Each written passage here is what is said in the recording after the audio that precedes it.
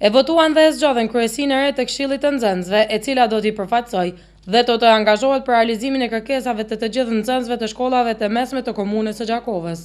Edhe pse më vonesë procesi i zgjedhjes u realizua me sukses, tha njëri nga organizatorët e Këshillit.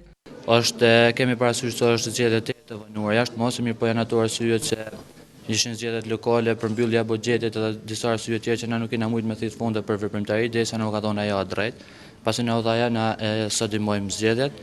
Domethënë janë se për secilë shkollë nga 5 delegat, ka shumë barazi, kryesia do të mos do të më konë gjithë përfshine, pas 2 javëve inaugurimi i kësaj kryesie të re, që me shpresë që kena me pas një përkrahje të madhe për kuvendit komunal, për drejtorisë kulturës dhe drejtorisë arsimit, ashtu siç na kanë premtuar.